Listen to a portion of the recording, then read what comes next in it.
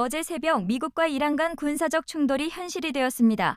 그동안 가능성으로만 언급되던 긴장이 실제 행동으로 이어지면서 국제사회는 빠르게 반하고 있습니다. 중동의 분쟁은 낯설지 않지만 이번 사안은 단순한 국지적 공습으로 끝날지 아니면 확전으로 이어질지에 따라 세계 경제에 미칠 파장이 크게 달라질 수 있습니다. 특히 호르무즈 해협을 둘러싼 긴장 수위가 높아질 경우 국제 유가와 금융시장은 즉각적인 영향을 받을 가능성이 큽니다.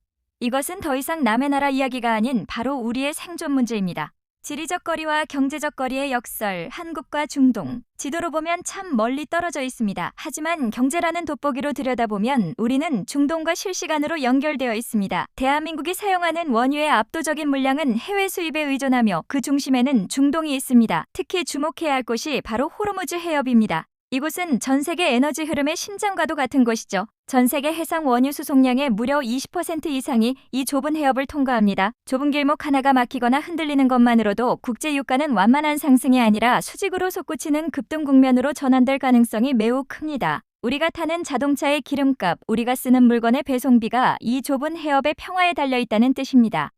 40년 전쟁, 누적된 지정학적 시한폭탄, 이란과 미국의 갈등은 단순히 우발적인 충돌이 아닙니다. 무려 40년 이상 켜켜이 쌓여온 지정학적 긴장의 산물이죠. 1979년 이란 혁명이라는 역사적 사건 이후 두 국가는 외교관계를 완전히 끊었습니다. 그 이후 수십 년간 경제 제재와 보복, 보이지 않는 사이버 공격, 그리고 제3국을 통한 대리전이 반복되어 왔습니다. 그 갈등의 중심엔 항상 핵 개발이라는 예민한 문제가 자리 잡고 있었습니다. 이란은 국제사회의 강력한 제재 속에서도 핵 프로그램을 멈추지 않았고 미국은 이를 중동 안보는 물론 전 세계 평화의 핵심 위협으로 규정해왔습니다. 여기에 이스라엘과 인근 걸프 국가들까지 얽히며 긴장은 임계점에 도달해 있습니다. 이 시한폭탄이 물리적 충돌로 터지는 건 시간 문제일지도 모릅니다. 이란의 보복 카드와 경제적 체온 이론. 만약 미국이 실제로 이란의 핵시설을 타격한다면 이란은 가만히 있지 않을 겁니다. 미사일 공격은 물론이고 자신들의 영향력 아래에 있는 대리 세력들을 총동원해 보복에 나설 가능성이 큽니다. 그 중에서도 이란이 쥔 가장 강력하고 치명적인 카드는 바로 호르무즈 해협 봉쇄입니다. 과거에도 이란은 위기 때마다 이 카드를 만지작거리며 전 세계를 위협해왔습니다. 실제로 해협이 완전히 막히지 않더라도 유조선 근처에서 폭발이 일어나거나 해상 위협이 가해지는 것만으로도 국제 유가는 미친 듯이 요동칩니다. 여러분, 유가는 단순한 통계 숫자가 아닙니다. 세계 경제의 체온입니다. 체온이 1도만 올라도 몸 전체가 알아눕듯이 유가가 오르면 물류비가 오르고 공장 생산비가 오르고 결국 우리가 마트에서 집어드는 모든 생필품 가격이 오르게 됩니다.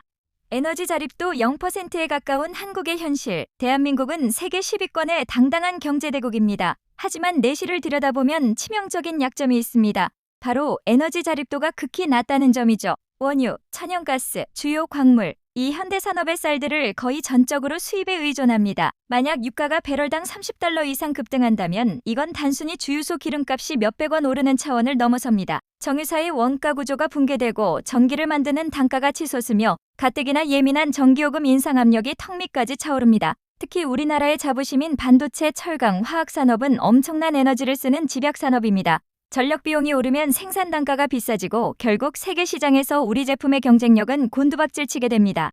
환율과 물가의 파상 공세, 여기에 유가 상승은 환율과도 샴쌍둥이처럼 연결되어 있습니다. 전쟁의 위기가 고조되면 글로벌 자본은 불안한 원화를 버리고 안전한 달러로 숨어듭니다. 환율이 1,400원을 넘어 1,500원 시대를 열게 되면 수입 원자재 가격은 기하급수적으로 뛰고 이는 곧 소비자 물가에 직격탄을 날립니다. 결국 중동의 전쟁은 먼 나라의 군사 뉴스가 아니라 내 통장 속의 환율과 물가, 내 주식 계좌의 금리를 결정짓는 가장 잔인한 경제 변수입니다. 여러분, 레서 팬더의 이슈가 전해드린 이 분석이 여러분의 인사이트에 조금이라도 도움이 되셨나요? 도움이 되셨다면 구독과 좋아요로 이 여정을 함께 해주십시오. 여러분의 응원이 제가 더 깊고 풍성한 정보를 찾아오는 큰 힘이 됩니다. 알림 설정도 잊지 마세요. 역사는 반복됩니다. 한번 보실까요? 미래를 보는 거울, 과거의 기록. 여러분, 이란과 미국의 갈등이 실제 전면전으로 번진다면 어떤 일이 벌어질까요? 막연한 공포에 휩싸이기보다는 우리는 과거의 기록을 들여다봐야 합니다. 역사는 미래를 비추는 가장 정확한 거울이기 때문이죠. 지난 수십 년간 전쟁은 단순히 군사적인 승패의 문제가 아니었습니다. 총성이 울리는 순간 전 세계의 에너지와 환율, 금융시장, 그리고 산업구조 전체가 송두리째 흔들렸습니다. 오늘은 우리 경제를 뒤흔들었던 결정적인 4가지 사건을 통해 이번 위기가 가져올 파장을 미리 예측해보겠습니다. 1990년 걸프전.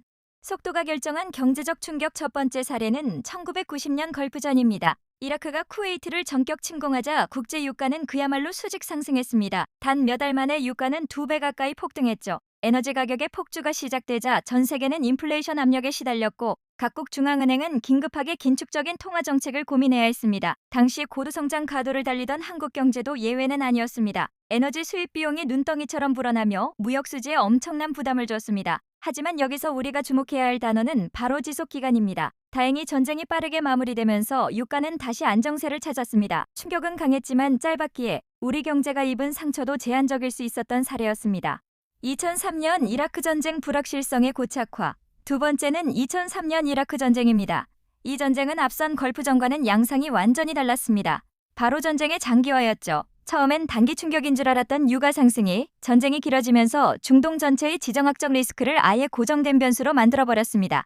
투자 심리는 꽁꽁 얼어붙었고 에너지 가격은 높은 변동성을 유지하며 내려올 줄 몰랐습니다. 당시 한국 기업들은 원가 부담과 환율 변동성이라는 이중고에 동시에 직면했습니다. 환율은 하루가 다르게 널뛰었고 외국인 자금 흐름은 극도로 불안정해졌습니다. 이 전쟁은 우리에게 중요한 교훈을 남겼습니다. 전쟁은 단순한 군사적 이벤트를 넘어 경제 시스템의 불확실성의 고착화라는 무서운 덫을 놓는다는 사실입니다.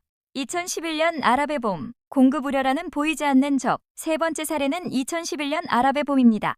이건 특정 국가 간의 전면전이 아니었습니다. 하지만 중동 전역을 휩쓴 정치적 불안은 곧바로 에너지 공급 불안으로 이어졌습니다. 리비아 내전과 시리아 분쟁은 국제 유가를 다시 한번 끌어올렸고 글로벌 금융시장의 변동성을 키웠습니다. 여기서 우리가 깨달아야 할 것은 실제 총알이 오가는 전쟁이 아니더라도 공급 차질에 대한 우려만으로 시장은 즉각 반응한다는 점입니다. 만약 지금 이란과 미국의 갈등이 해상 운송로를 위협한다면 어떨까요? 물리적 봉쇄가 실제로 일어나지 않더라도 해상보험료가 오르고 심리적 공포가 확산되는 것만으로도 유가는 요동칠 수 있습니다. 불안 자체가 이미 비용이 되는 셈이죠. 2019년 아람코 습격, 공급망의 치명적 취약성. 마지막 네 번째는 2019년 사우디 아람코 석유시설에 대한 드론 공격입니다. 당시 주요 정유시설이 일시적으로 마비되자 국제 유가는 단 하루 만에 10% 이상 폭등했습니다. 단 하루. 단 한 번의 공격이 전 세계 에너지 가격을 흔들어버린 것이죠. 이는 현대의 글로벌 공급망이 얼마나 민감하고 취약한지를 여실히 보여줍니다. 이란과 미국이 직접 충돌하고 중동의 핵심 정유 인프라가 반복적으로 위협받는다면 시장의 반응은 과거 그 어떤 사례보다 훨씬 더 파괴적일 것입니다.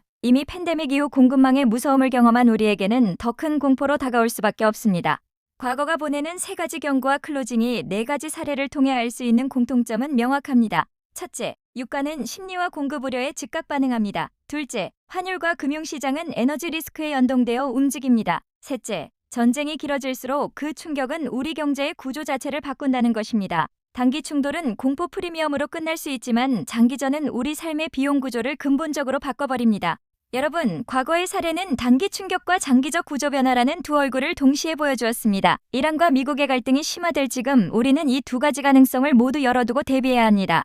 여러분, 이제 가장 중요한 질문으로 들어가 보겠습니다. 만약 이란과 미국의 전쟁이 실제로 심화된다면 우리 한국 경제는 구체적으로 어디부터 흔들리게 될까요? 단순히 유가 상승이라는 네 글자만으로는 이 위기를 다 설명하기에 턱없이 부족합니다. 이 전쟁의 파편은 우리가 일하는 산업 현장으로 그리고 우리가 매일 마주하는 장바구니 물가와 지갑 속으로 아주 구체적이고 날카롭게 파고들 것입니다. 산업별로 그리고 가게별로 느끼는 체감 강도는 어떻게 다르게 나타날지 지금부터 하나씩 짚어보겠습니다.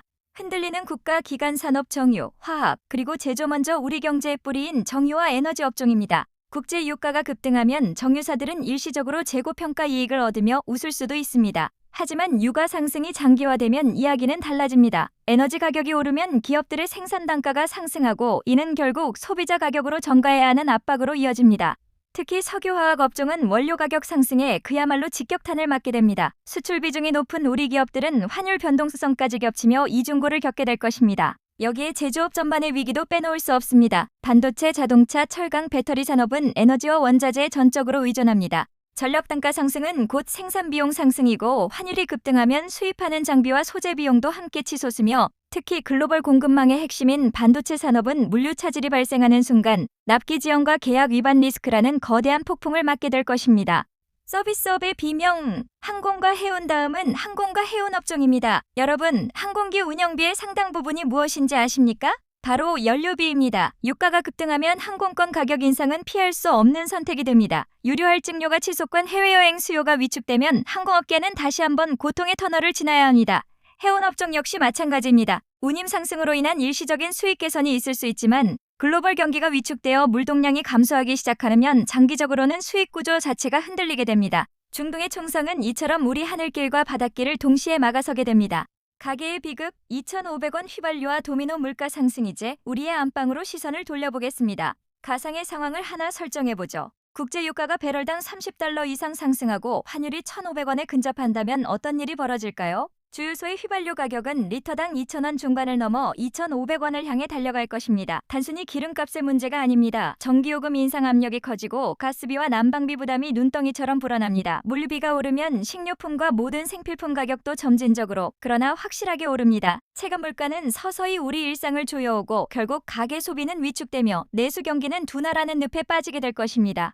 골든타임의 핵심 지속기간에 따른 시나리오. 여기서 가장 중요한 변수는 바로 시간입니다. 충돌이 3개월 이내에 마무리된다면 금융시장은 잠시 발작을 일으키겠지만 곧 안정 국면으로 들어설 것입니다. 공포 심리가 빠지며 유가도 제자리를 찾겠죠. 하지만 이 갈등이 6개월 이상 지속된다면 이야기는 완전히 달라집니다. 기업들은 투자를 멈추고 채용을 보수적으로 바꾸기 시작합니다. 1년 이상 장기화될 경우 충격은 아예 우리 경제의 구조가 되어버립니다. 고물가가 만성화되고 에너지 전환 비용은 폭증하며 정부의 외환 보유액과 비축료 방어막도 한계에 부딪힐 수 있습니다. 전쟁이 길어질수록 그 파장은 우리와 점점 더 가까워지며 경제 시스템 전체를 흔들게 되는 것입니다.